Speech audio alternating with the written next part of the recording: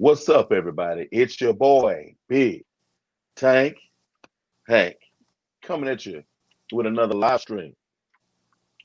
We got a wonderful guest in here tonight, man. And I think you all would be very interested in knowing some things about SC Aquatics. Welcome, Yep. sir. Welcome, sir. How you doing? Thank you. I'm doing great. It's another fishy Friday. Yes, sir. Yes, sir. Most definitely. A lot of water changes and stuff going on today. All weekend long for me. It's a lot of tanks to work on, but it'll get done. Amen. Amen. We always make room for it. Make room for the fish. So, sir, tell everybody your government name so they'll know you beyond SC Aquatic. So, SC Aquatics, this is actually just my initials. I'm Stephen Conroe, out of Columbus, Ohio, in the Midwest. So, good to be here. Appreciate the invite to be on your live stream. Well, I appreciate you. Appreciate you being here. Yeah, man, I've been checking you out for a minute. I ran across you basically looking at OFR stuff, and I'm like, man, let me see. He's interested, especially I think it was during the time of the is it Bellagio tanks The and the Bellagio stands and tanks. stuff being built. Yep. Yeah, And so I was like, man, I owe a lot of my subscribers and a lot of my growth for YouTube from Ohio Fish Rescue. I do a lot with them. They're really great guys, and over the past year and a half, I've been working with them a lot and helping them out in any way I can. And the biggest thing I could do for them, this year was I built them from scratch a few stands for their 700-gallon cube, their 1,000-gallon tank, their 750 tank. I actually designed that in CAD and did the steel work, the welding on all that, and that was a lot of fun. And then I really was able to help them out with the Bellagios, like you mentioned. With they had the problem of the stands were 5 feet tall, which was too tall for their fish room, so they needed them reduced in size, and I was able to help them out. So I did, and that was that was a crazy project this summer. It was super hot. It was middle of summer here in Ohio, so it's hot and humid, and ended up taking 4 or 5 weekends worth of work to get them done. But as you've seen on their channel, they're done and they're set up and they have fish in them now. looking good, looking good. So you're a welder by trade.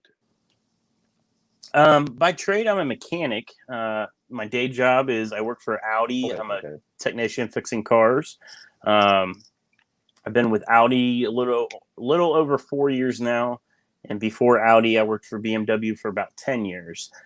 So by trade, I'm a mechanic. I'm really good with my hands, fixing things, building things. I grew up. My parents had 15 acres of land, and so we had like tractors and heavy equipment. And I learned how to weld basically from my father. Fixing things around the house, whatever needed welded, car parts, exhaust systems, stuff like that would fall off. I had to weld it back on. And so I was basically self-taught with like fabrication and stuff like that. And I was able to, continue doing that throughout my life and transferred that knowledge into the fish tank side with building stands and stuff like that. So I've had a few people reach out since the whole Ohio Fish Rescue Bellagio thing about building them stands. And I would love to do it more often, but with steel, it's really expensive. And I feel like steel's kind of like that point where you have like really massive tanks is when you need the steel versus wood. And with the cost, it makes sense on those big tanks. But with, I've had people with 55s that wanted a steel stand, and it's so expensive compared to like a 2x4 stand or like a wire rack or, some other pre-made system. But I'd like to do more with it in the future for sure.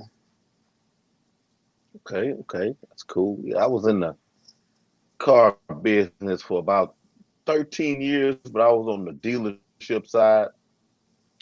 I did Like in everything. I sales. started out sweeping floors and parking cars.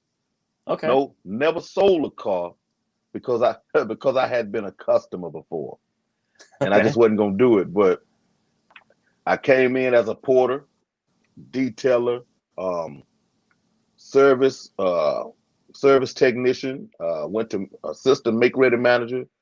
I was make ready manager and receiving manager all at the same time. And then in '09, the when the economy crashed, dealerships went to dropping here in Texas, Oh and yeah. the one I was working for fell victim. So I had to find other things to do. Yeah, I think I got into it in 2000. I think the end of 2008 is when I got into the dealership life, and luckily at that point I was hourly, and same thing up here in Ohio. The economy crashed, and luckily with BMWs, those customers um, are more prone to continue to fix their cars even in an economical crisis like that. They're wealthy, so I Yep. kept my job, and luckily our dealership did okay. And since then I'm flat rate, so I'm sure you know what that is, being that you worked at a dealer. So I'm glad we're not having that issue right now with the way my pay scale is. So Right. Yeah, I ended up in good old corrections. One thing about my job is it never goes away. yeah, that's true. But Job but security. it has its other it has its other drawbacks. And during this old pandemic, I work at an actual uh like a medical facility, and there's older offenders and like some short timers. Now there's some people there that like they have life or close to life. I mean, beforehand, I never thought about where the people went who were old, in wheelchairs. I mean, never thought about it till I walked into this unit, and it's like, man, that guy's 90 years old, that guy's 78, walkers, wheelchairs, canes. I guess I never really thought about that as far as what happens to these people that have life sentences once they get that old. Yeah, that never crossed my mind. Yep, they're still there. Just imagine a 90-year-old guy talking like the hardest. And I have to laugh because a lot of times now they even know it's funny themselves, but he's 90 years old talking like he's still 20, out on the cut in the hood. Right. And I'm like, man, if you don't sit down somewhere with that. Well, I remember how it used to be. Yeah, I bet you do. Yeah, I bet they have some stories though too. Yes. It's you never bored. I mean, I can say that I've been blessed. If you can be blessed to be at a prison, I mean, I've been blessed to be at that unit. I left that unit. The unit I'm at now was the unit that I grew up in the sense of I graduated the academy. I've been doing it 6 years. I graduated the academy and went to this unit. I left this unit a while back and went to another unit that ended up being the same type of unit. So I've been blessed to be in those types of facilities as opposed to, the rock and roll wild out type of units. Because yeah, Yeah. that's a whole nother world. Whole Yeah, I nother mean, world. I guess if I had to do it, I'd rather be around the 90-year-olds than the actual 20-year-olds. But yeah, I guess that's just not a job for me. Yep. But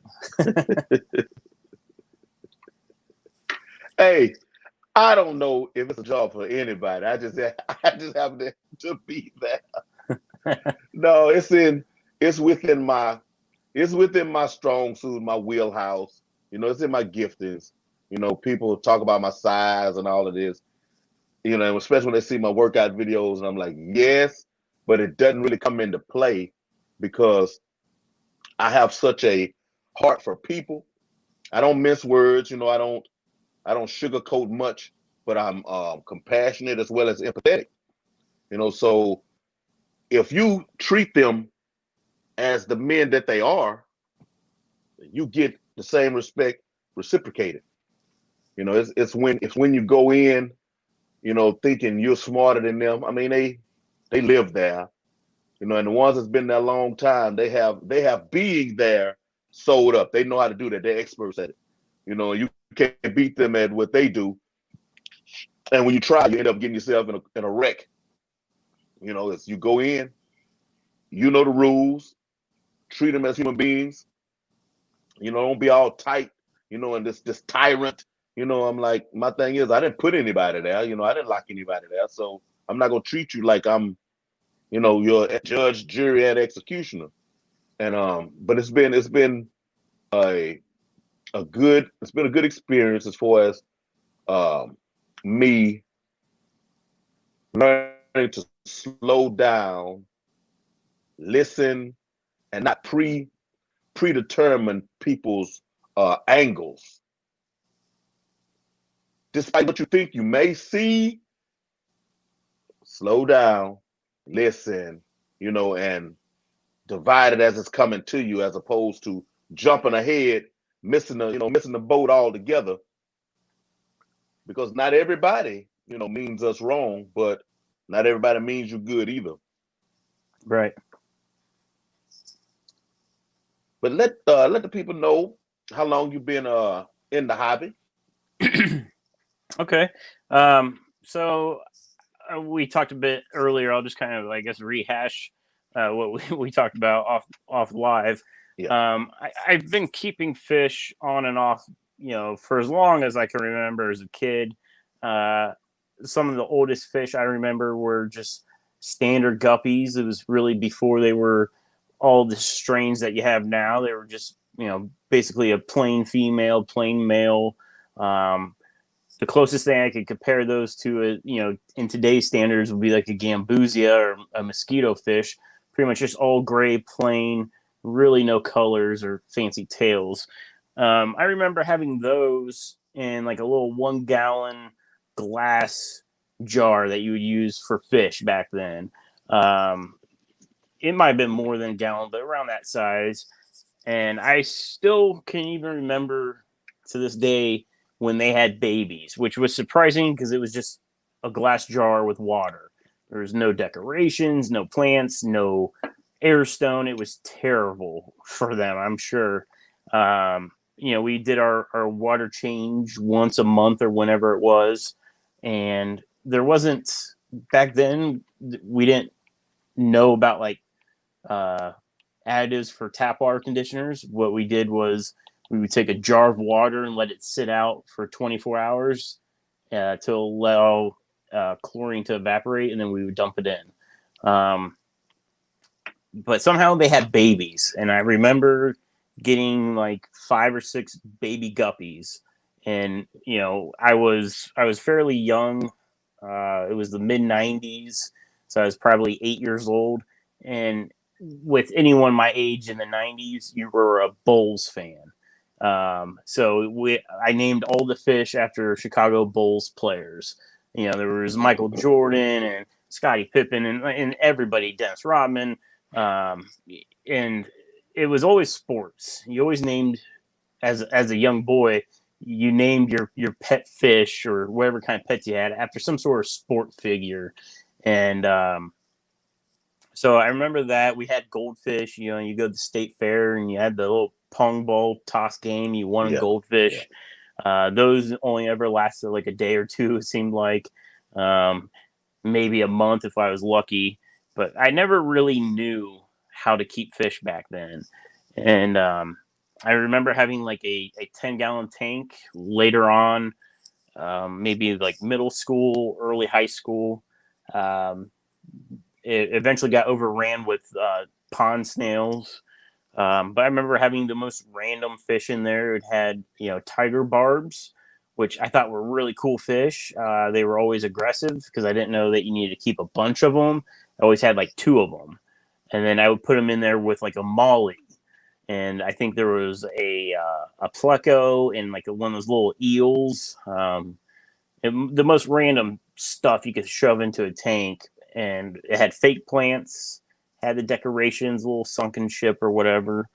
But never really knew anything other than changing the filter out on I think it had like an aqua clear style hang on back filter.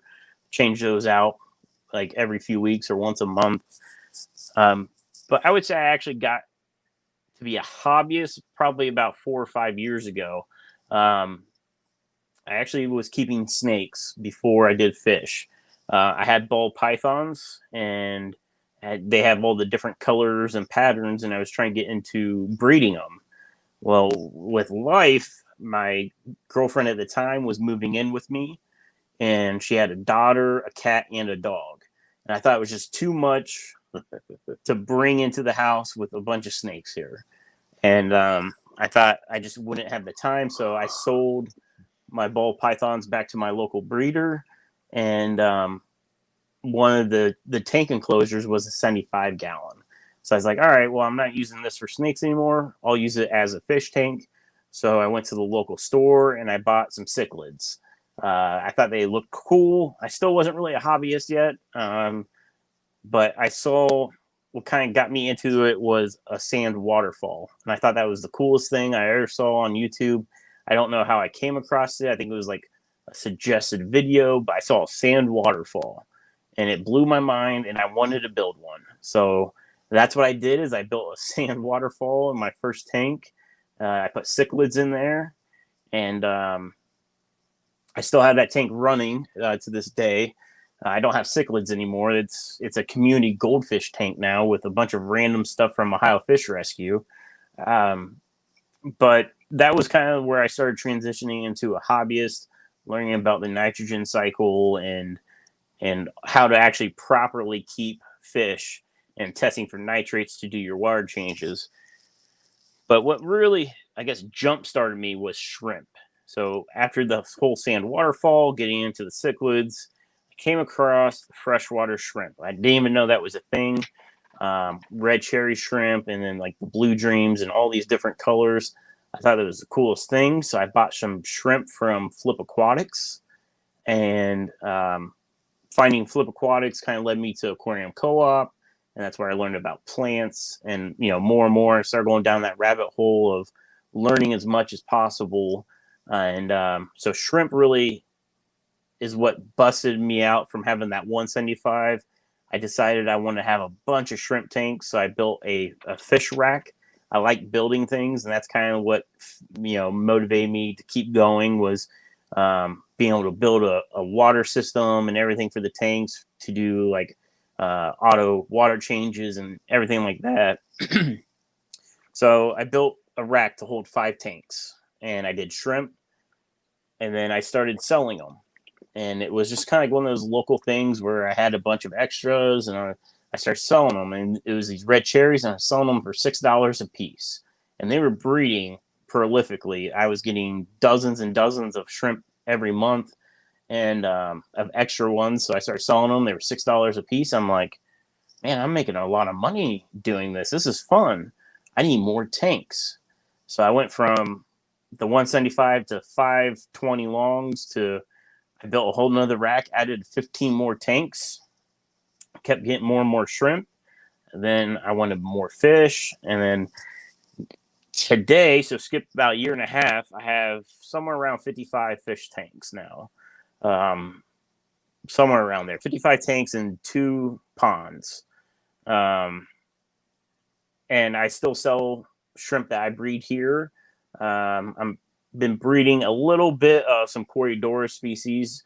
I've successfully bred the Barbatus Corydorus and the Melanite Corydorus. I'm currently working on plecos that are behind me in this tank. It's the L107, which is a brilliant bristle nose, is the name, the brilliant. And I just found my first baby this past week, so I'm super excited about that project. But there's also rainbow fish in here. There's a breeding trio of Parkinsoni, which is my favorite rainbow fish. There's a spawning mop right here. This gets rotated out every 7 to 10 days out to the fish room. And I just swap the mop, each time, and breeding those to sell on the website. And it just kind of evolved from 175 gallon tank to now a ton of tanks and multiple rooms in my house. And if I had a basement, I'm sure it would be a basement full of tanks. Man, hey, that's super cool to me. I'm relegated to my little fish room closet here because my wife not trying to hear about all all little tanks. Uh, If I could, I sure would.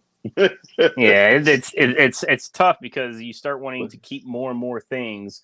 And it's like, man, I need more tanks. Like, I want to keep this fish, and I can't put it with this fish. So it started off on a slippery slope, and then it snowballed, and now it's 55 tanks, and I'm kind of this year's goal is to move everything out of the house, and what I want to do is convert the garage over to a fish room because now I got some bigger tanks this year from Ohio Fish Rescue. I just picked up within the last month a 200-gallon cube and a 250-gallon sump tank that I'm converting to like a regular fish tank. But because of the size, they need to be in the garage. So I want to try to get everything out of the house. This tank will stay because it's a backdrop I use for my live stream, and I do enjoy having this in my office. But everything else, I'm trying to get out into one area, and because right now my house is it's a fish house. There's fish tanks in most all the rooms. There's one in my kitchen, my family room, my dining room. Luckily, I get the question not often, but everybody's like, "How many fish tanks are in your bedroom?" Luckily, there's no fish tanks in my bedroom, and I'm trying to keep it that way. So how did you get into dry goods? So dry goods started with, basically shrimp. I was breeding the shrimp and selling it online. I started selling on eBay, also selling locally at club meets and swaps. And everybody usually asks because they were so afraid of getting into shrimp. Everybody thinks shrimp are very sensitive, but really, if they're bred in the U.S., they're not sensitive at all. They're very hardy, as long as you don't shock them. But everybody really, every time I was selling fish, would ask what I was feeding, or I'm sorry, not selling fish, but shrimp. They'd always ask, "What are you feeding your shrimp?" Because they were so concerned that they would not be able to get them to thrive. So, I was selling them whatever I was using, and it would kind of vary between like tetratropical granules to Sarah's got a shrinking shrimp pellet that's really good, and so I started selling it to them, and then it's like, man, like I always wanted my own business. I never like working for a corporation, and I just always have this business driven mindset.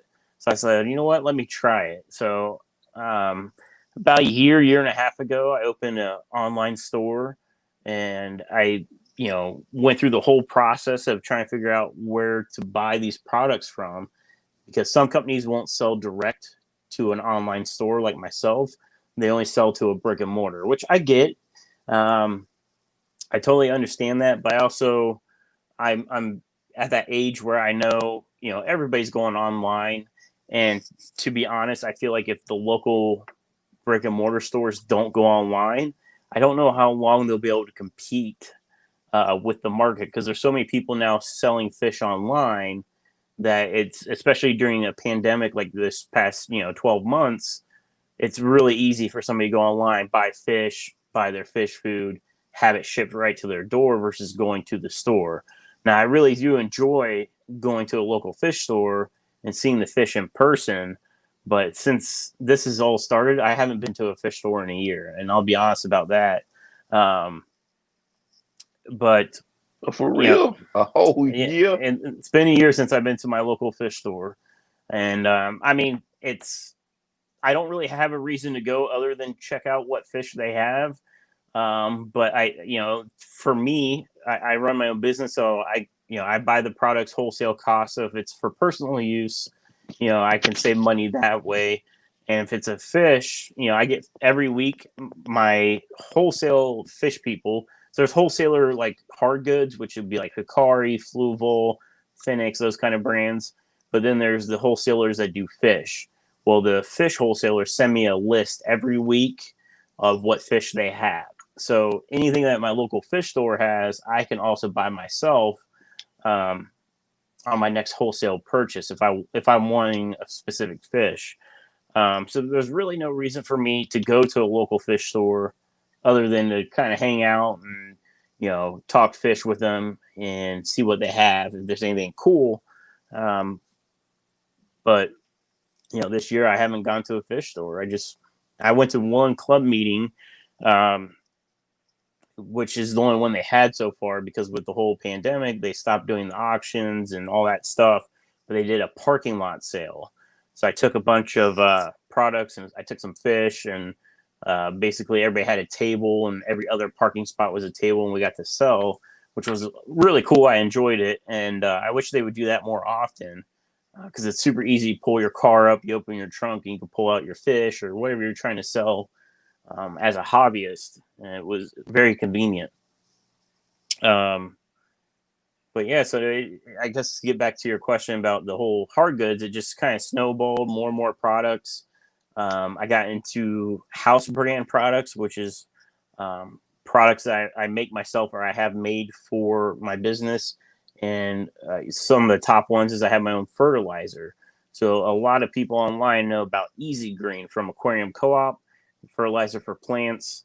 I have a company here in the States, which I don't know if it's the same company that the co-op uses themselves, or if it's just a similar company, but I have a company make my own fertilizer for me.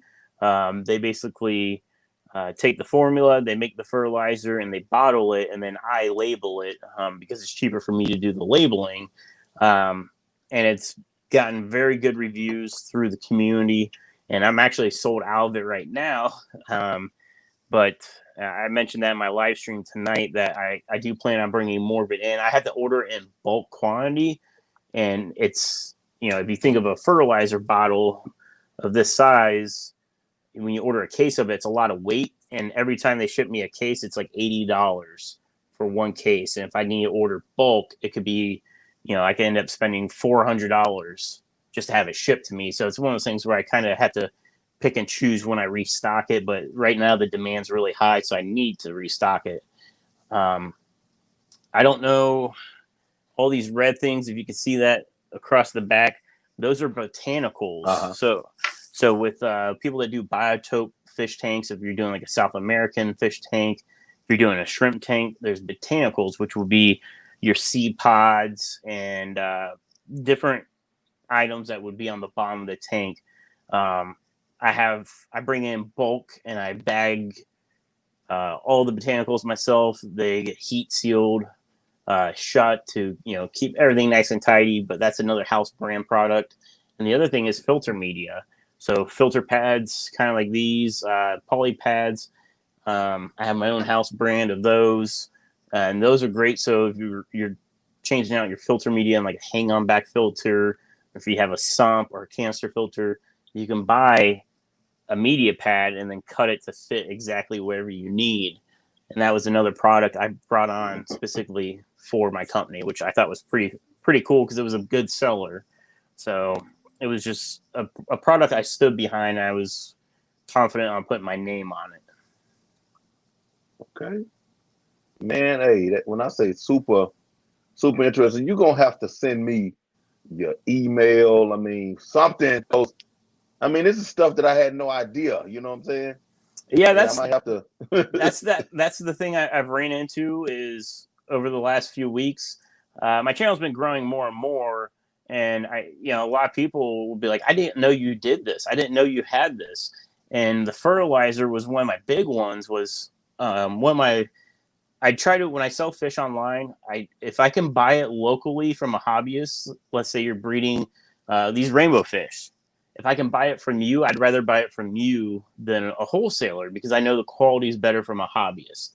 But I tell everybody, just because I tell you I'll buy fish that you breed doesn't mean I will, because there's two type of hobbyists when they come to selling their fish. They think that their fish are the best in the world, and they want extremely high amount of money for them. And then there's the people that are understanding of how business works. If, let's say, these Park and Stone Eye rainbows, I sell them for $30 a trio.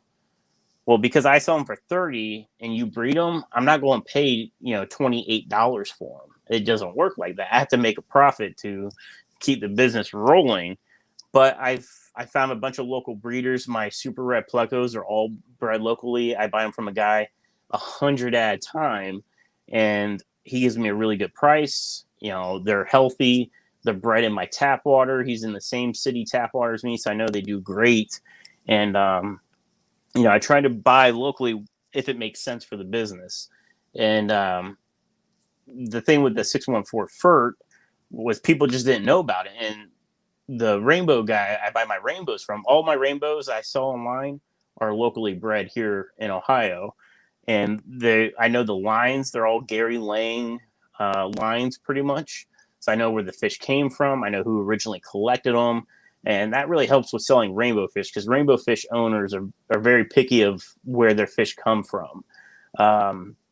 So knowing that whole history, that helps. Well, when my rainbow breeder was bringing me the fish, he breeds them, raises them up to a certain size, and then brings them to me, and I put them in my tanks, grow them out further, or if they're ready to sell, I sell them. He didn't even know I had a fertilizer, and so he started using it. I don't know if you know Haley, but she's Oddball Aquatics on YouTube. She works at Aquatic Arts. Oddball Aquatics. Yep. She uses and promotes my fertilizer all the time. She actually gets it in gallon-sized jugs because she uses it so much. And what's awesome about Haley, and I love her for it, is that she tells her coworkers about it at Aquatic Arts. So I got, her coworkers buy it from me. It's really a good product.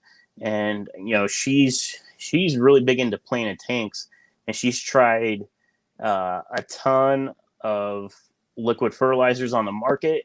And she said the only two she likes is my product and the Aquarium Co-op Easy Green product. The other ones just aren't as good as that, she said. She told me specifically what brands, but I don't want to throw any companies under the bus, I guess. Because I've never used their product, so I don't want to mention who they are. But I will say that she did positively, she had positive things to say about mine and Aquarium Co-ops for sure. I see Texas Fish Rooms here. That's a buddy of mine. Yeah, Texas Fish Rooms in the house. So are you still in Texas? Yep. Katy, Texas, which is right outside. Yeah, right outside of Houston. Right on the edge of the country. I can turn right and see as many cows, in the pastures I want. Turn left, and it's all your stores, and which is perfect for me. I don't want to be right in the middle of the city, but it's still right there. And in a few years, it's gonna be all city anyway, though. Yeah, so I better just enjoy it while I still have it. That's where I'm at right now. I'm in like a suburb. I'm not far from downtown Columbus, but I'm also only 5 minutes from like all the fields. But Columbus is growing so much the past, let's say 5 years, that soon I'm going to be engulfed in a bunch of houses, and the city is really growing here. It does make me kind of want to move. I've always wanted to have, after having kind of growing up with 15 acres, it's really nice. And now that I'm in the city, it makes me really want that again. So, but the problem right now is the market is so hot that the pricing is really expensive for anything with property around here is expensive. But I would love to have a fish room garage like Texas Fish Room has. It'd be super awesome. Yeah, I was watching build of that. I'm trying to get him up on here pretty soon. Yeah, I've been watching him put that from the slab, all the way through. Yeah. I'm very jealous of that. That's awesome. Jeff Rose got a question for you. What do you have coming up on your channel that is exciting? Ooh, so the list is long of things that need to be done, which translate into videos on my channel.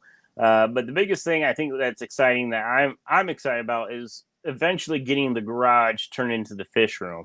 And it's not just having it be a fish room. Like I said, I really like building things, and the garage needs work before it can become a fish room. It's not an insulated garage. So I need to tear down the drywall, insulate it, instead of re-drywalling it, I want to do the since you were a detailer, you know, in detail base how they have those plastic walls for moisture. I want to do the garage in those plastic sheeting so the walls are waterproof versus drywall. Mainly because of humidity. It's always humid here in Ohio, and to like keep mold down, stuff like that, I'd rather have the plastic panels. I think it makes more sense. It's actually, I'm guessing it's going to be a lot easier to do plastic paneling versus drywall and having to mud it and sand it and paint it. The plastic walls I should be able to just put up. But I have to do that, and then I have to get heat into the garage. Luckily, I had the gas line in the garage. I had to add like a tap to it to be able to get gas from that pipe. But running the fish room off natural gas will be a lot cheaper than I'm currently heating my fish room with electric. So that always sucks in the winter, heating that fish room right now. But I'm excited to convert the garage over because I'm more excited about the whole mechanical building it into a fish room.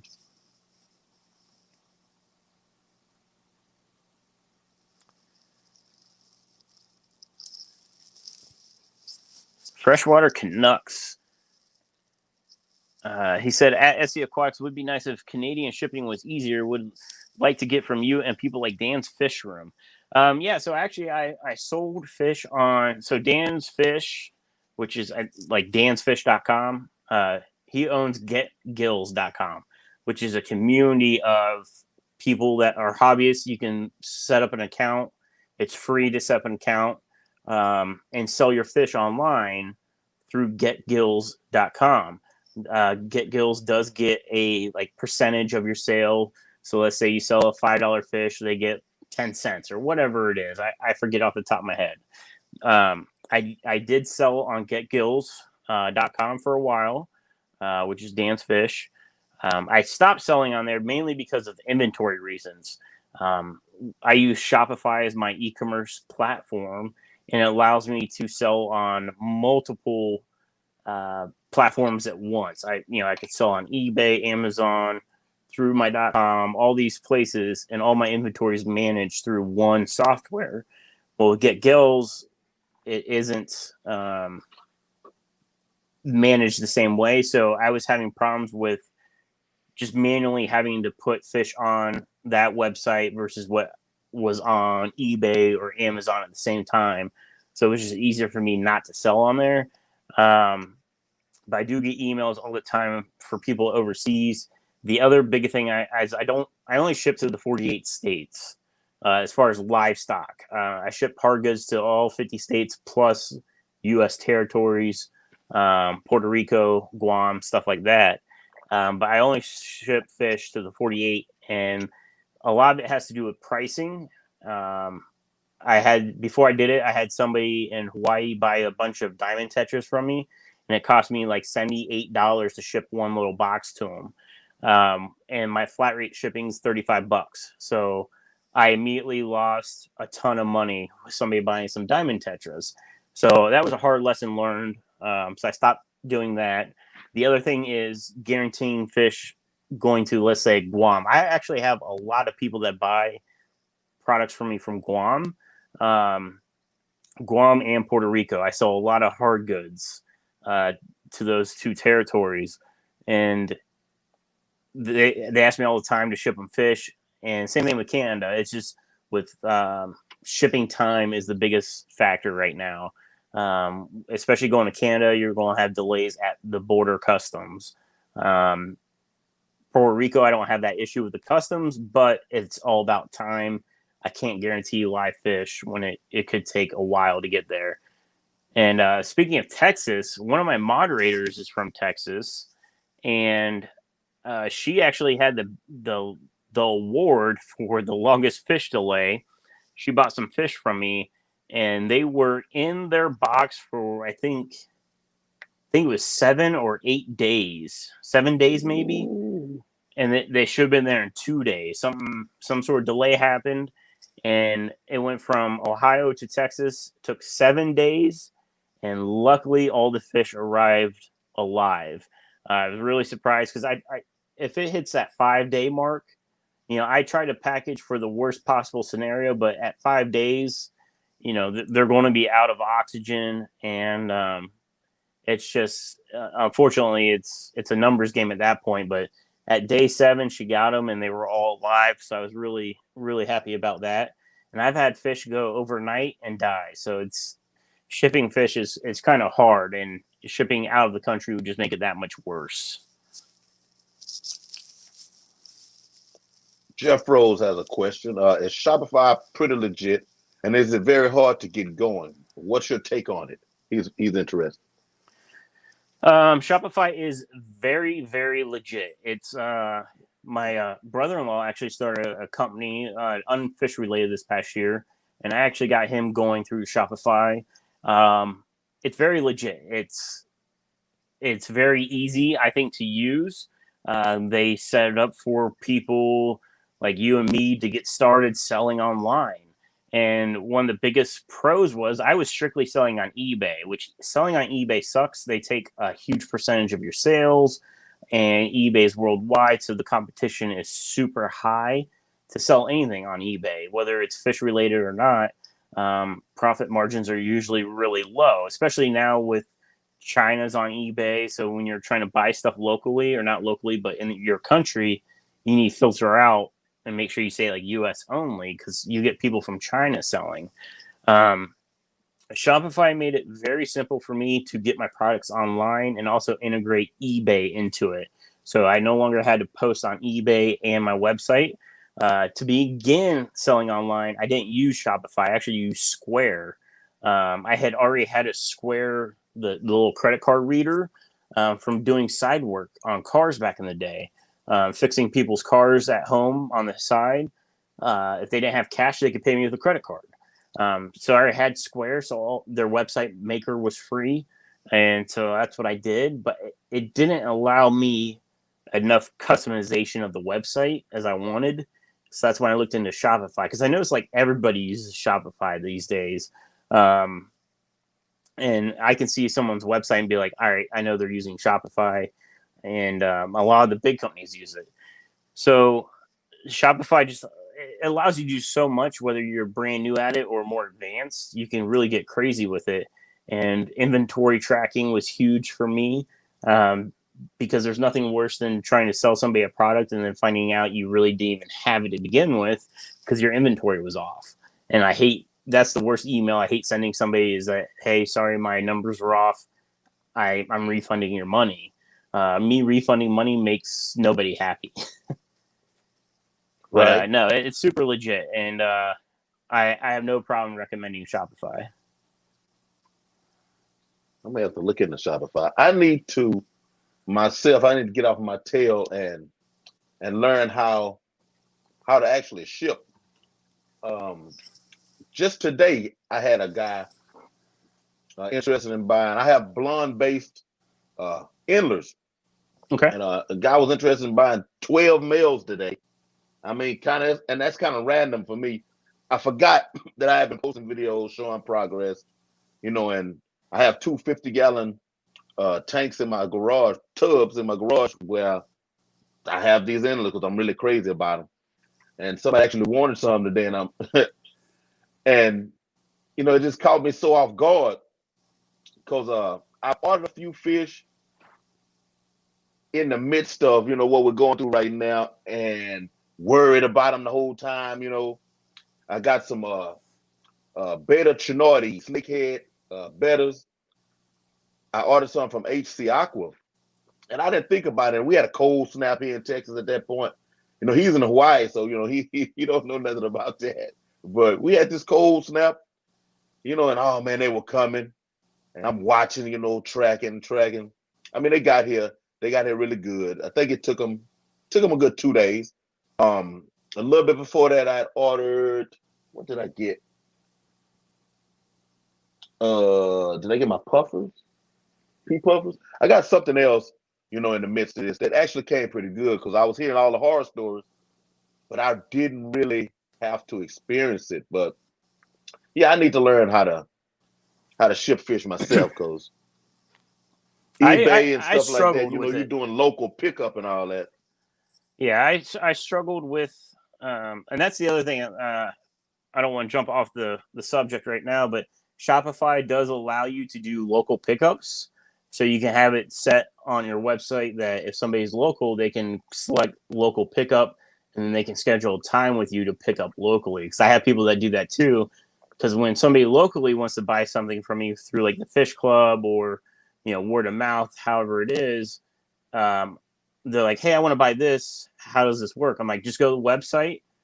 You can buy wherever you want. And that's, I always refer people to the website because it's got the most accurate inventory. You can pay for it and then just at checkout, select local pickup, and then we can arrange it from there. So that's also a nice feature about Shopify. But to get back to shipping, I remember my first month shipping fish. I did as much research as I could online. And I knew I needed the styrofoam box liners, heat packs if it was cold. And I think what really, my biggest turning point was switching over to pure oxygen, using an oxygen tank to ship fish versus I was just using air, like room air to bag the fish. The oxygen, the pure oxygen actually helps quite a bit. I know survival rates went way up. But some of the easiest things you can do is what's called purging your fish before you ship it. And for anybody who doesn't know what that is, purging a fish means you just don't feed it for like 3 days before you ship it. And your fish isn't going to die from not feeding it. And as a breeder and somebody that wants to sell fish, your fish should be fed really well to begin with. They shouldn't be underweight. They should be, healthy. So what you do is you purge a fish. You just stop feeding it 3 days before you ship. And what that does, it gets their gut, their digestive system cleared out. So what that means is in the bag while shipping, there's less ammonia. They're not peeing or pooping in that bag. There's a lot of my fish I can't do that with because they're in planted tanks. So even if I physically stop feeding them, they're still munching on stuff in that tank, whether it's the microorganisms or like with live bears, guppies, and endlers. They're eating other fish waste on the bottom. They just are constantly eating anything that goes in their mouth. They'll eat it. And same thing with plecos. I could not put in pleco food for a week, but they're still eating algae on the glass or the decorations or anything like that. But purging helps a lot with shipping. Okay. Yeah, that's something I definitely is gonna have to look into. Question: Where? I actually have two questions. I know you want to build out your garage, but what's your big? Oh, what's the word I'm looking for? Not your end game, because I'm pretty sure that never really stops and it changes. But right now, what do you see your ultimate fish room to be like? Okay. No, I know where you're coming at. So right now, and this is where I do my live streams from. This is an office, which is a bedroom, one of my bedrooms in my house. And I have this 55 acrylic tank that I got for free, actually, because somebody tried to sand it smooth and they messed it up. And it was opaque. You couldn't see into this tank. And they said, you can have it for free. I'm like, all right, well, I'll try my car detailing abilities, and I polished it. I figured it'd be like polishing a headlight, right? So I literally use car polishes and I polish this glass back up. But this is my backdrop for my live streams. I always wanted, my goal, I guess, for the garage is to have a sitting area, maybe with some sort of chair, like I don't know, a couch or whatnot. And I wanted a 2,000 gallon, and there's a reason behind that number, but 2,000 gallon aquarium behind me for my live streams. And the reason I say that 2,000 is through OFR, I got these big aquarium glass panels. They're 4 foot by 4 foot, and I got 3 of them. And I was going to build a fish tank out of them. and it was actually from the Bellagio tanks. Those stands I modified and rewelded. As payment for that, I traded them. I traded them labor and my time for these big glass panels. They're I think inch thick. They're Starfire, so they're like the ultra clear glass panels. They're expensive to buy new, and so I traded. And my goal is to build a 2,000-gallon aquarium out of steel and using these glass panels. And that would be like a whole series I want to do on my channel, is building a steel aquarium from scratch and, you know, doing all that. But I want to make an L-shaped tank. So I wanted 2,000 gallons, but split on to like an L-shaped tank. So that way I could sit, like, if you picture an L in that corner, maybe have like a little coffee table or something, you know, to hold my water while I'm talking. But that was the goal, to convert the garage over to a fish room, was so I could have this big tank. Well, once I realized if I build it myself, the sky's the limit on what I could really build. So I kind of want to build a ginormous community tank, because when somebody thinks of a 2,000-gallon tank, they're thinking like a red-tailed catfish or some sort of monster fish, a silver arowana. To be honest, the monster fish, that's not my thing. I'm just not into monster fish. If I want to see a monster fish, I drive up to Ohio Fish Rescue and I can go swimming in their monster pond, which I have. It's super awesome to swim with those monster fish, but they're not my passion, I guess. I think they're cool in their own right. But I like community fish. I like having tetras and rainbow fish and all these smaller plecos. So I always wanted a 2,000-gallon community tank. Like, you know, a 300 cardinal tetras is a lot, but in a 2,000-gallon, that's not very many. And, you know, I can only imagine a 20-foot long tank, and there's 300 cardinal tetras like schooling together. You know, 300's a lot, but it doesn't seem that much when it's a big tank like that.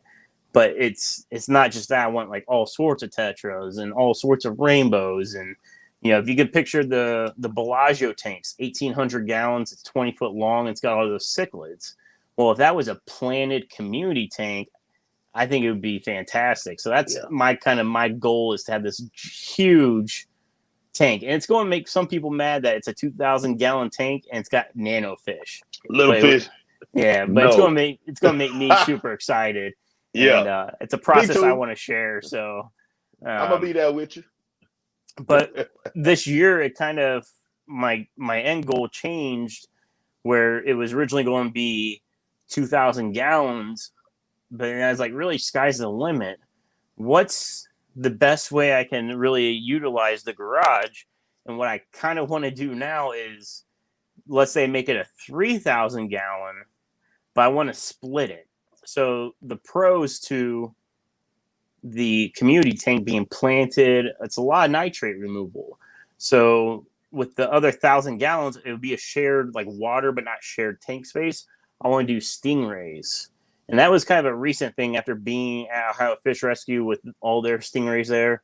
I think they're really cool fish, but they're very messy. So when you're feeding them shrimp or tilapia fillets, they're messy.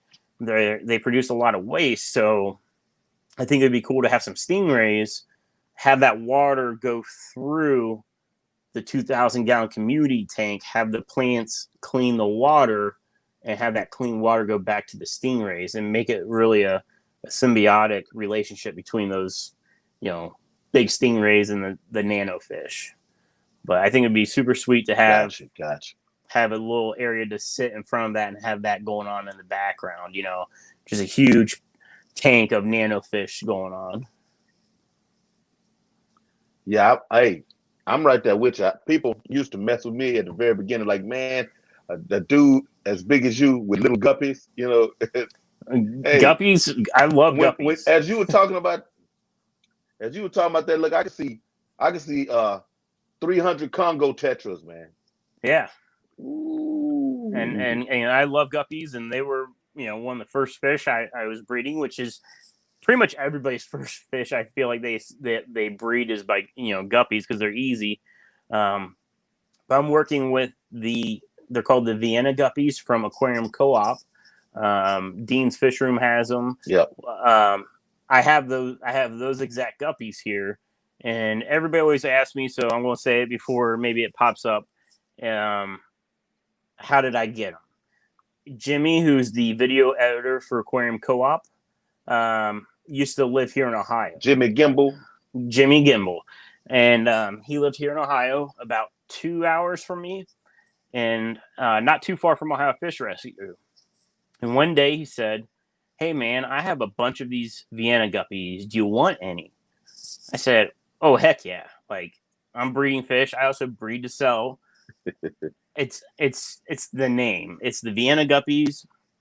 People know what they are. It's the pattern on them. The pattern's super awesome. They're not a super colorful guppy, but because it's the Aquarium Co-op guppy, people want them. And I was like, I can't turn this down. He gave me a breeding trio and some fry, and that was about a year ago or less than a year ago. So I've been working on growing up the original fry. They are now breeding themselves, and I'm just trying to get the numbers up before I can sell them and get them out there, because the only way to get them is if you go to Aquarium Co-op in Seattle and buy them there. I did see somebody on eBay was selling the Vienna Guppies, but it clearly stated these are not the Co-op Guppies. These were from Vienna, where Corey got his. So somebody's trying to, get their, 2 cents off of that. But I have legit the same line that Corey and Dean's breeding. And I got it from Jimmy, and I have a video on my channel of Jimmy giving them to me, because people like that proof. I could say they're Vienna Guppies, but if you don't really know, I could say they're the most rare Gary Lang guppies ever, and somebody would be like, nah. But guppies are awesome. I love guppies. Yeah, no, those Viennas, man, are very, very nice. See, I'm a tiger endler, type of guy, These are right up your alley. Anything in that variance. Yeah, anything in that variance, man, it's wonderful to me. Hey, from day one, when they brought them back, they I was like, man, I don't know how you get them down this way, but if I can get hold of me some, I'm gonna do that. Question, while it's on my mind, when you was talking about the big tank, how do you feel about plywood tanks? I have one. So I built a plywood. I call it the Plywood Pond. It was one of those things where I'm like, I don't see why it wouldn't work. And I originally built it to grow out plants to sell. I didn't have a lot of depth to work with. It's actually on a rack in my fish room. But I had some plywood lying around. So I built a box out of plywood, and there's multiple ways you can seal it to make it waterproof to hold water. And I went with the cheapest, easiest way I thought I could do it. And I bought a pond liner on Amazon. It was, I don't know, $30. And I basically just draped it over it and kind of used a staple gun and stapled it around the top. And it's a plywood pond. I call it a pond because there's no window. But I made that. And what's interesting is my local wholesaler that sells fish wholesale, has a bigger version of plywood. And it's a 4 foot by, it's probably a 4 foot by 6 foot by 8 foot long aquarium pond plywood. And the way he waterproofed it, which I thought was really smart, I hadn't seen it before. Instead of using like the epoxy roll-on stuff, which can get kind of expensive when you're buying that 2-part epoxy, he used that plastic wall paneling that's in the car detail bays.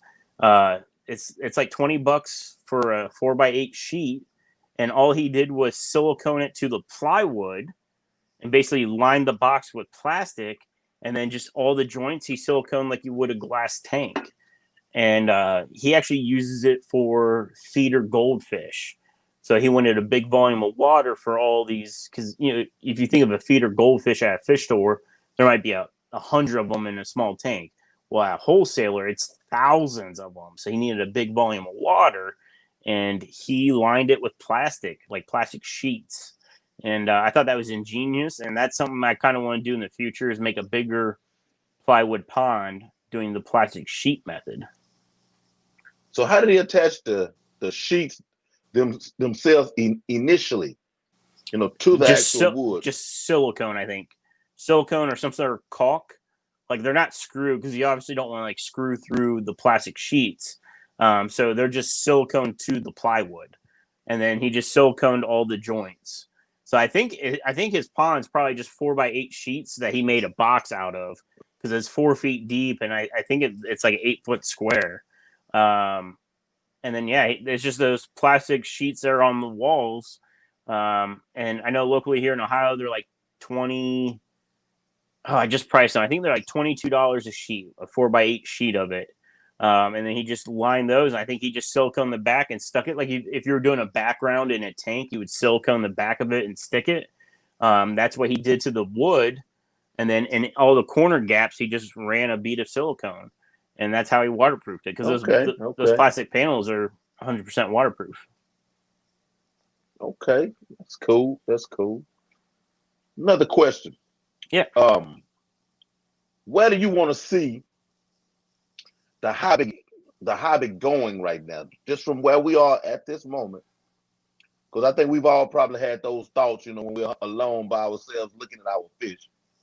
Where do you want to see it going in the next year, 2 years, 3 years? So I've seen this question all the time. And for years, where do you want to see the hobby go? And everybody typically says, I just want to see the hobby grow and get bigger and better. I want to see more technology put into the hobby. I'm a technology guy, and something with, this whole pandemic that has happened is we lost our local meetings. So, meetings got shut down. That was, a lot of different areas in the country, meetings stopped with the fish hobby, the club meetings and all the talks. I would like to see more talks given online. Like think of like the Zoom meetings, right? But let's say you got Gary Lang. What if there was a fish website where Gary Lang on the last Saturday of the month could do a talk, and no matter where you're at in the world, people can get on there and listen to Gary Lang about his fish collections or breeding. I would like to see more stuff like that versus just local stuff. I've seen Lucas Brett's. I've been to 2 of his talks. One in Cincinnati, I drove down to that, and in Columbus, he came to our club and he gave a talk. And the talks, like everything that goes on in those talks, is great information. I would like to see information more available to people on, YouTube or online. I'm a pro component of getting your fish tanks on smart devices. So all my fish tanks, all the lighting is either it's all controlled by my phone. So no matter what light I have, whether it's a Fluval light, a Phoenix light, I use shop lights. Everything's controlled by my phone. I like to see more technology driven stuff in the aquarium hobby. I think, Wi-Fi canister filters might be a cool thing in the future where, maybe the canister filters are smarter. Like, I'm very bad about doing maintenance on canister filters, so I don't use them that much. I only have 2 on 55 tanks. Only 2 are canister filters. It'd be cool if, I know that Eheim, I think, did a canister filter where it had a maintenance minder on it. It could see the flow of the pump was going down. I like to see that more pronounced or more used in the hobby with, getting things more advanced as far as technology goes. I like to see the hobby, grow, but I think more technical stuff would be cool. I got you. Yeah, that would be pretty cool.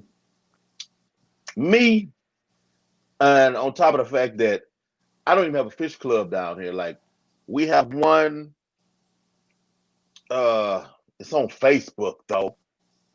I mean, it's technically, local, but it's not physical. So I don't have that experience, and all of the meetups and aquashellas and stuff like that was going on when I first started watching uh, fish tube. But just when I got in and put my feet in and started to meet people, Everything happened. so I mean, I was very excited. I was like, yeah, I was very excited, man. I'm like, man, you know, I get to meet this person, I get to see this person, that person, and then, you know, to have people tell me, man, I can't wait to meet you, you know, which is humbling in itself. You know, it's like and you know, I'm in Texas. Dallas is the, you know, is I'm hearing it's supposed to be the next, The next you Aquashella. know, and that's right up the street. Yeah, Yep. that's right up the street. So, man, And that's and you know, yeah, Aquashella was a good mine time. is kind of, Um, oh man, so I was actually looking forward to the Dallas Aquashella this year because I went to Aquashella Chicago, which would have been fall of 2019. I had YouTube. I was probably 500 subs or so when I went. I wasn't really, I didn't know Ohio Fish Rescue as well as I did now, but I got to hang out in the fish tube with like Jatter and Aquatics, Big City Betas, Joe, a bunch of people, and I had a really good time. The hotel was a good time. You know, the King of DIY was there, which was a whole different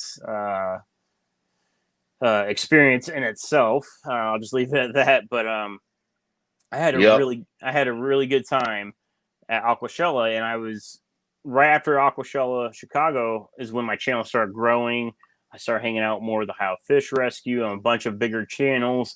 So I was really looking forward to doing the YouTube or the fish tube with everybody in Dallas. But then, you know, everything happened and that got canceled. So I was like, all right, well, Chicago, which it's a 6-hour drive for me, but I'm like, all right, well, hopefully come fall, it's the Chicago time.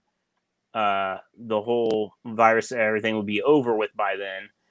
But it just wasn't the case. So I'm really looking forward to those kind of events coming back because it's fun to hang out with other YouTubers like yourself or anybody else, but also the fish fam people.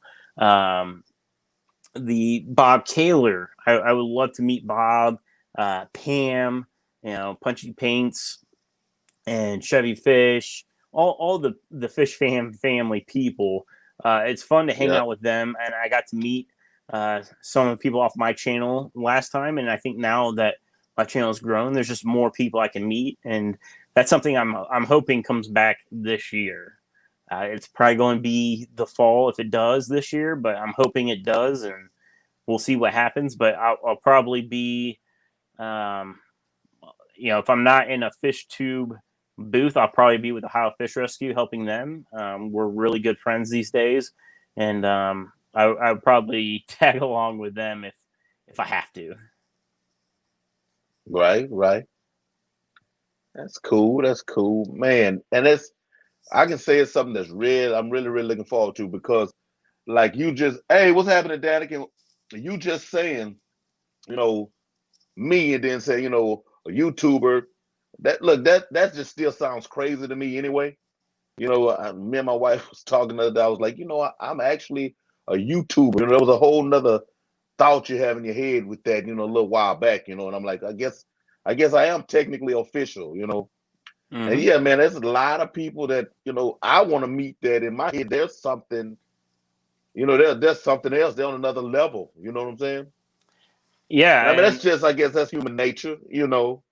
I guess it was very humbling uh, being at Aquashella. Like I was going, I knew some people.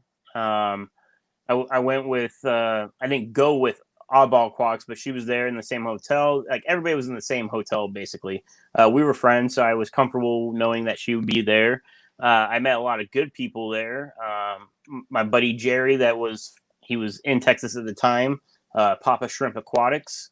That's where I met him at, and I hung out with him the whole weekend. He was an awesome guy. Um, but I had a few people come running up to me. I've never seen them before in my life, and they knew who I was, and that was a humbling experience. Like okay, you know who I am. Like, who are you? And then like they told me their name. Like, oh, like I put a name to like a face to a name. Ginger Graves, Tiffany White, Jess Shrink Granny, a bunch of people that are on the YouTube fam. I got to meet, and then I think the next, I guess, humbling experience I had was I was at Ohio Fish Rescue over this past summer.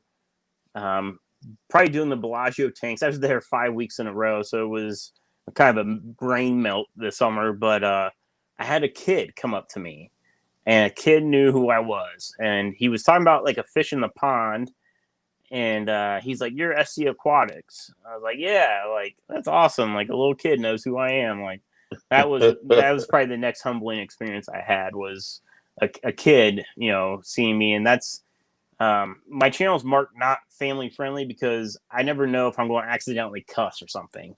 And it's just easier to mark it not family friendly, but I do try to be family friendly. I don't try to cuss or do anything crazy. And that was kind of like one of the things was seeing that kid he knew who I was. And that was a humbling experience knowing that YouTubers are also called influencers.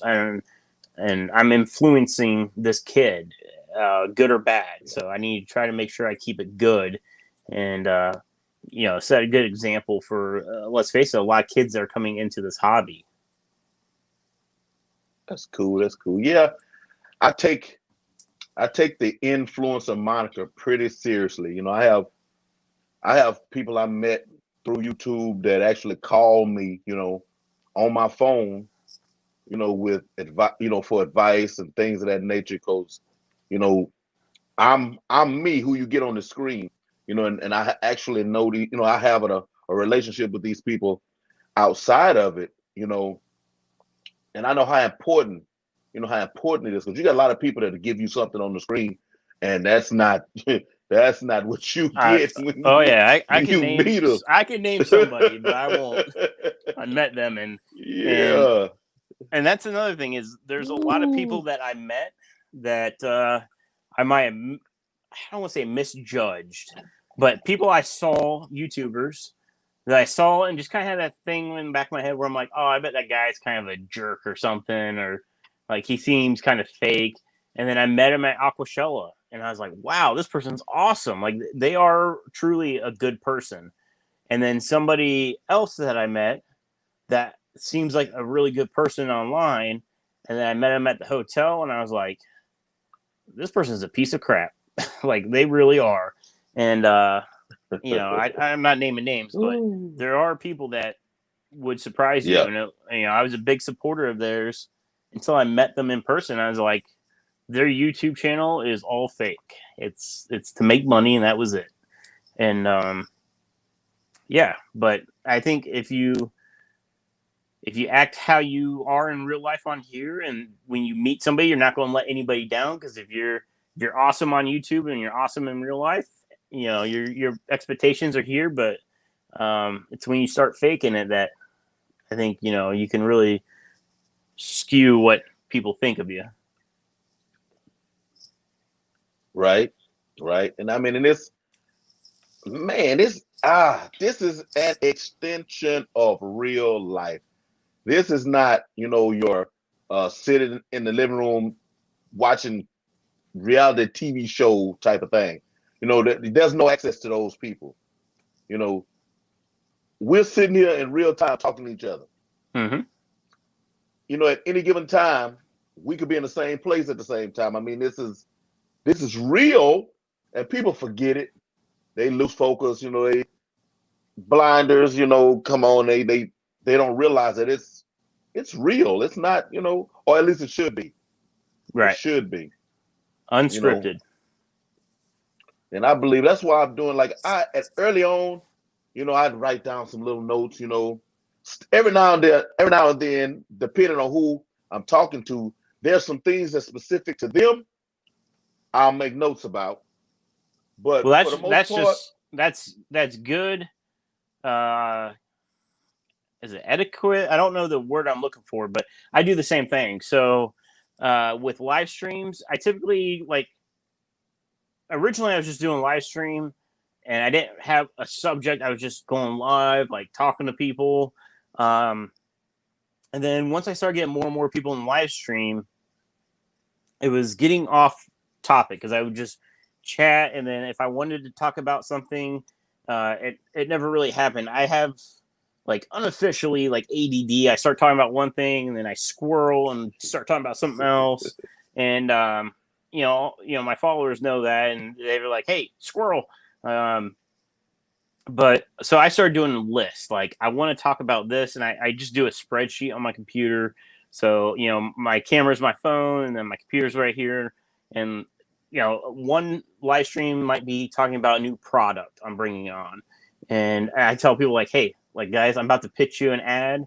I'm running a business. This is the new product I got, right? Like, I'm selling product A. I want to talk about it for 5 minutes, why I like it. And after that, we'll get to the community. But I learned I had to have notes to keep on topic, and to make sure I talk about what I need to talk about or I want to talk about. Because if not, I squirrel and I go off the deep end with the most random stuff. My dogs will come in, and I start talking about the dogs.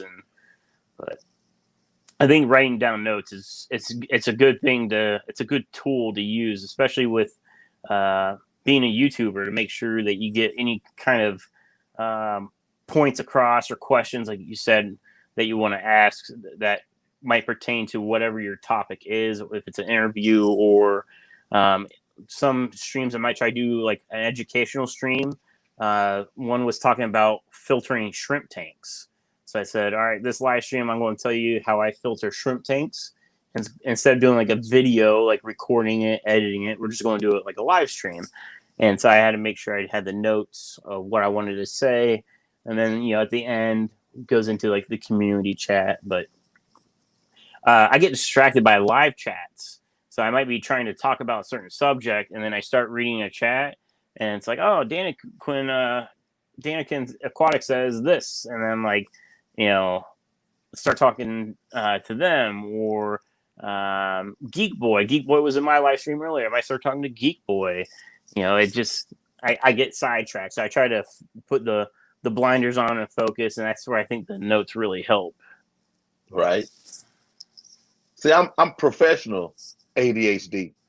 So it's practice. Practice makes perfect with me. There are some things that well, let's put it this way, the way my ADHD works, if it's important, I never forget it. Important to me, that is.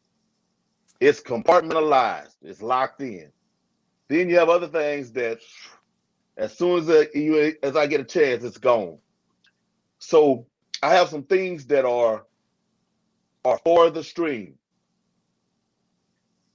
They're gonna always be asked, but I think it's just enough to get the fish information in or the personal information in, but I still want to have that conversation, and right. I still want the conversation to go as it goes itself,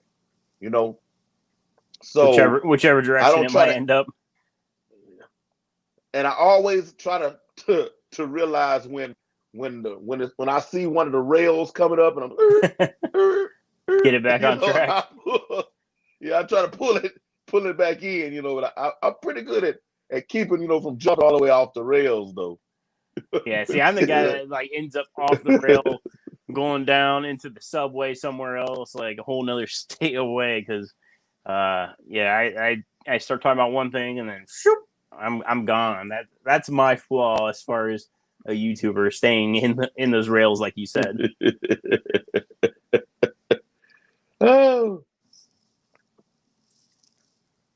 so what happened there, freshwater Canucks?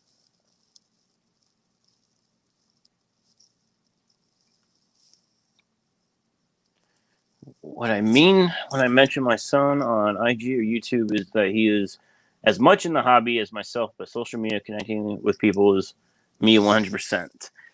You must be talking about like technology versus local, or am I misreading that?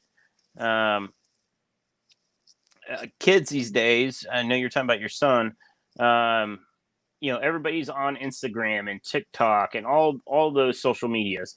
As a business, I started a Twitter account. Never used it. I did it just strictly for the business. It was, the business thing to do. I just don't have the time to be on it. I did an IG account, and I really don't use it either. I post a picture here and there. It was a business thing. I needed to have my presence on IG. I have Fish Rescues on TikTok. They tried to get me on TikTok. It's just another thing I just don't have the time to manage.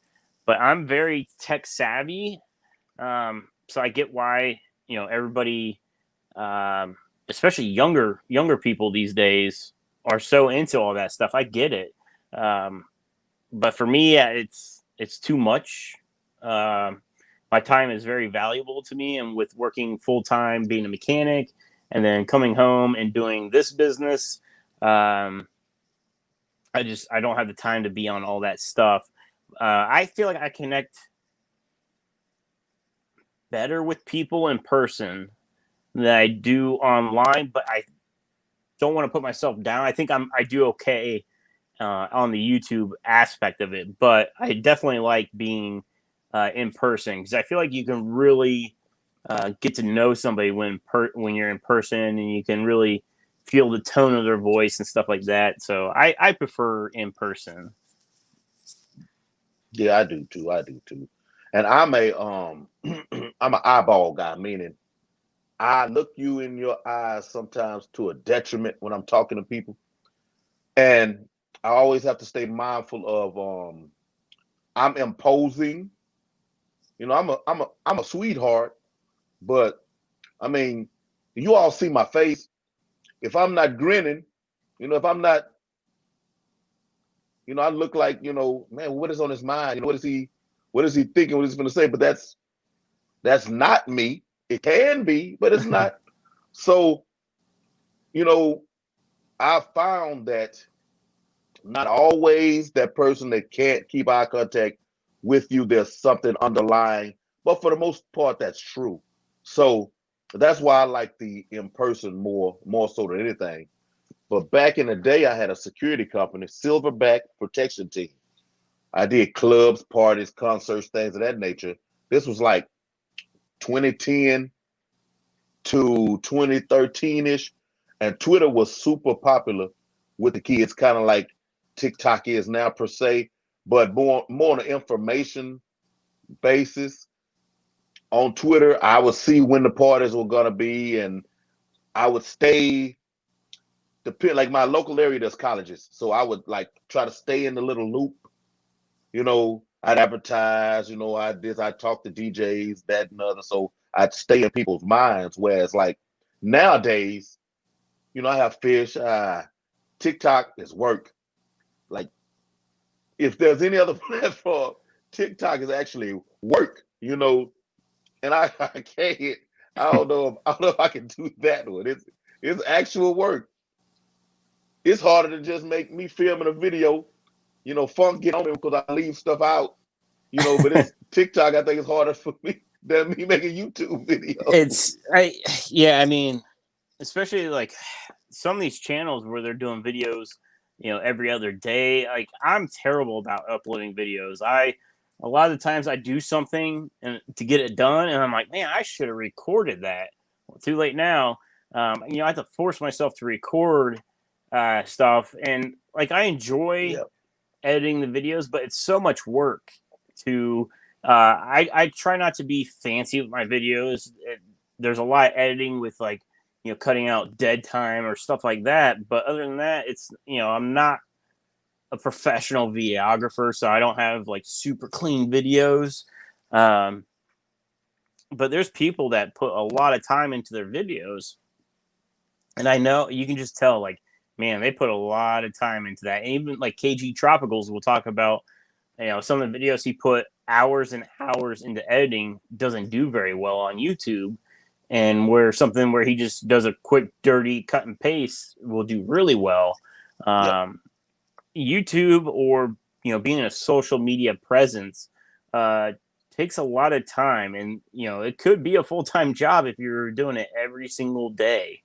I can only imagine the channels that do videos. I know OFR does a video every other day, and that'd be a full-time job for somebody like me to do that. And I can only imagine with Snapchat and Twitter and TikTok and IG and whatever else I'm missing, Facebook.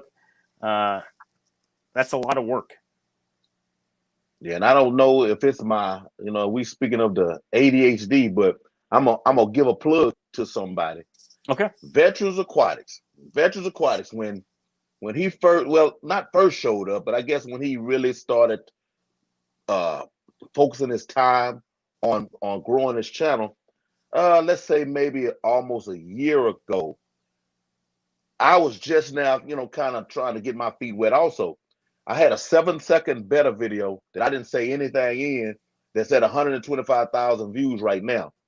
And it hit like 100,000, man. It was running, So, I mean, he may have been at 200-300 subs at the time. I think he just hit 2,200. But he was at like 200-300 subs, and he was asking me, I'm like, man, I'm just, I really liked that video did that. He was like, man, no editing. I saw something I liked. I filmed it, and I stuck it on here. I mean, I'm pretty sure my tags were trash, everything, but it jumped in the algorithm and it started surfing,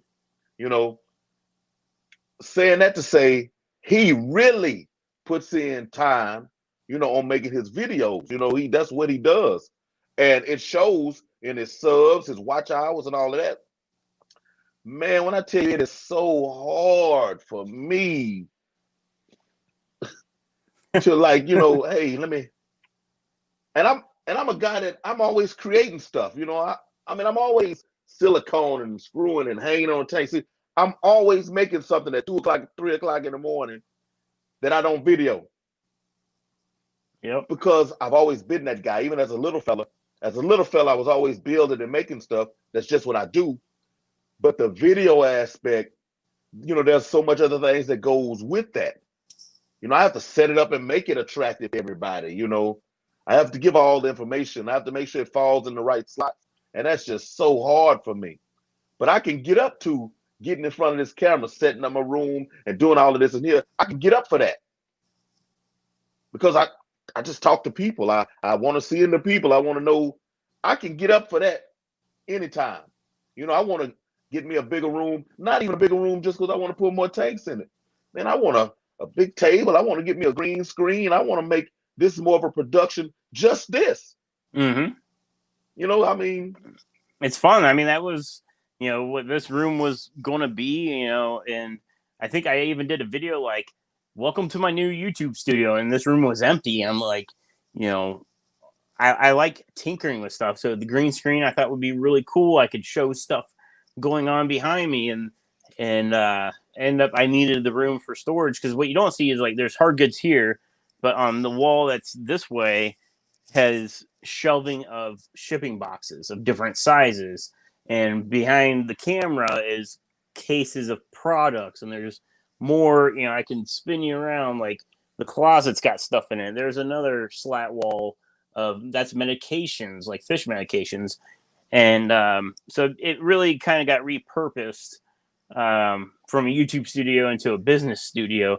But I would love to have a green screen one day. And instead of doing a green screen, I want the live big 2,000-gallon tank behind me. I think that would be the ultimate green screen for me. Yeah, that's going to be off the hook, man. And something else that I might as well put it all out here now, for all those that are watching, I've converted my old YouTube channel, which was Big Preacher Fit. You see, I used to have merch and everything. It was Big Preacher Fit, and it's now Bigfoot-ish. I saw that tonight on your main channel. Yeah, I just want people to, come up.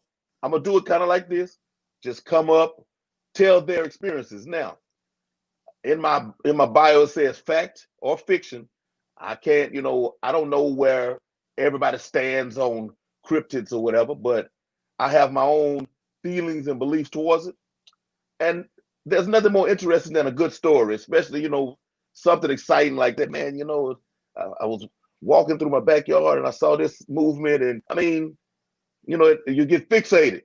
Mm-hmm. So, that's something else I want to do along with this. But again, you see, it's going to be on the live chat format, though. It's not still me trying to make a video over there. It's just going to be, hey, come in and tell your story.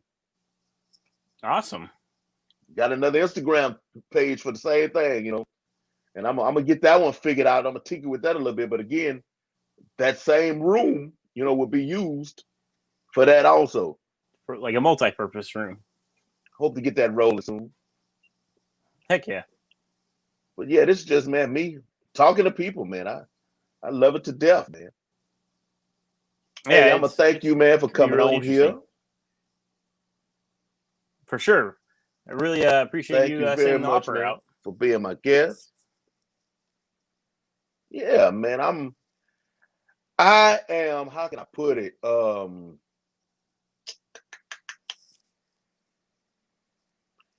I don't try to impress. I'm a real big cheerleader also, like, and it takes this much. It takes you to do this much just to catch me, and if it's that little to me, it might be bigger to somebody else, and I want somebody else to see it, And if you have your big channels that the algorithm is gonna keep them in your face anyway, and there's a few people, Rachel O'Leary for one, that she's big, but she's still niche almost. Mm-hmm. You know what I'm saying? Yep. People like, I've been talking back and forth with her. We trying to nail something down, but people like her, there's still folks that don't know her. You have some that's like, man, there's no way that you don't know these people, and I may not even reach out to those types, because I'm not reaching out to them because I'm trying to get subs. It's like, I'm interested in you. You got some pretty good videos. I want somebody else to see it also. I had a guy last week. I think he had, man, 60 subs, 60, 70 subs. And we got him to 100, Awesome. on my stream, and it's just, I saw his passion, all the little videos he was making, man. It was like, man, he really likes this. I feel this, so I talked to him. It was him and another guy. The other guy kind of disappeared, but I would talk to him, in message him back and forth on Instagram. Hey, keep making videos, keep putting videos out. I'm not gonna tell you how to make them. You make them. It's up to you how you make them. Just keep making content. Keep making content. And they get about maybe 3 more videos in, and I'm like, hey, dude, I think it's time for me to. I want to pull you up here and let some more people see you. I don't want to pull you up and you just disappear. Because like the other youngster, I don't know, he may be still around, but he, Drifted he's not out. doing it anymore. But yeah, but Bo Takes last week. Bo Takes, he's really about this. He has a young guy. He has a serious work schedule, but when he's off, he's making videos at 2 o'clock in the morning. Where he can squeeze it in.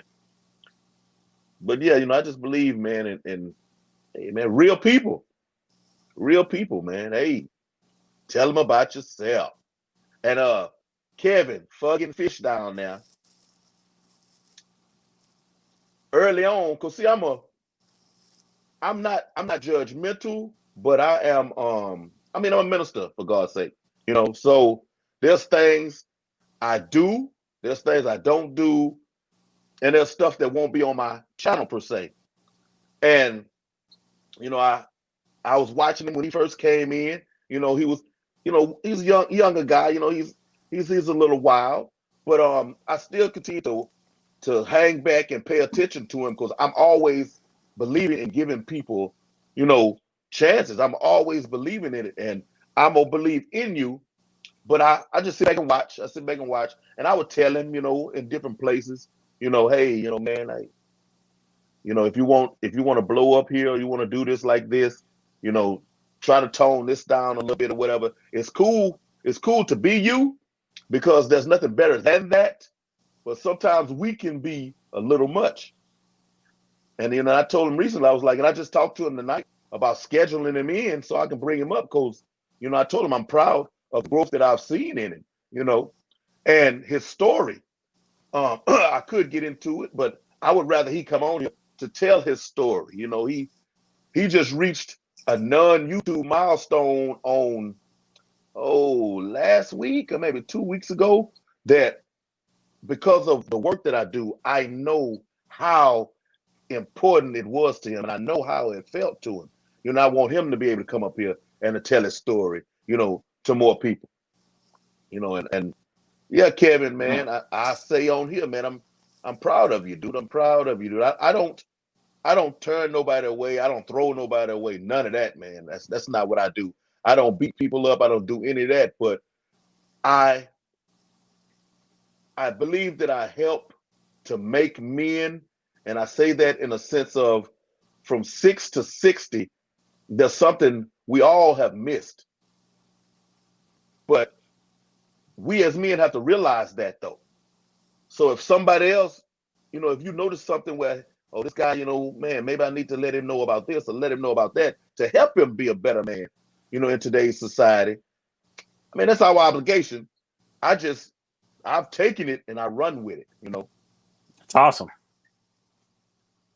Yeah, you got a lot of people that's like, well, that's not my business. That's this, that's that.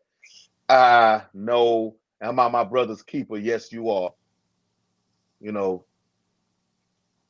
Humans are pack animals. We're not solo creatures. That's not what we do. We're community oriented. So if humans have to be around each other, if we have to have families, whether it be blood or not, you know what I'm saying? That means the next person is your responsibility. That you can duck it if you want to, but it's your responsibility. And I take it very seriously. Awesome. Hey, I love all y'all in this chat. I love all y'all in this chat, man. Hey, God willing, I'm gonna be back next week. And I'm trying to slide in maybe on 2:00 on Saturdays, because I have some people who this schedule is a little late for them. So there's a little window like 2:00 Central on Saturdays. I'm gonna try to put people in there, that folks may want to see, but they just can't really do, these late streams. And I don't want to limit, them. Like the folks that I thank you very much who stepped through. They just come in for a couple of minutes and they say, hey, I'm gonna go to bed. I feel you. My work schedule is 1 a.m. to 11 a.m. So when I'm off, it's easy for me, to be up like this, but not everybody, can be up like this. Yeah, I mentioned that earlier in my live stream. I'm like, I was drinking coffee because I was like, I want to make sure I stay awake for your live stream because I'm normally in bed by now. So I'm like, I'm drinking coffee to make sure I stay awake for his live stream because that's the last thing I want to do is like fall asleep right when your live stream was coming on. But I mean, this is probably. No, I appreciate you, man. It's here it's a little after 1 a.m. And I used to be a night person. I used to be up till 4 a.m. every night, doing whatever, playing games or, but now with, work and being, I don't want to say older, but older, I notice my bedtime gets sooner and sooner, earlier and earlier now. I see you got a new sub. Tim said, first time here. I like your channel. I did subscribe. Thank you very much, Tim. Thank you. Hey, y'all. I don't be overlooking people on my chat. I got my new ring light here. And when I have my reading glasses on, you're looking at the rings. So I have my tablet down here. But the bad part is it's down here. So unless I'm doing it like this, I'm going to miss something. So y'all don't charge it. Don't charge it to my heart. It's nothing personal. I'm trying to figure it out because last week those rings were getting on my nerves and those glasses, man. and it's distracting. Hey, Hank, what is that in your? Yeah, I know. But yes, y'all, thank you very much. Love your neighbor. Take care of your fish. Y'all be good. Peace. See you guys. Uh-oh.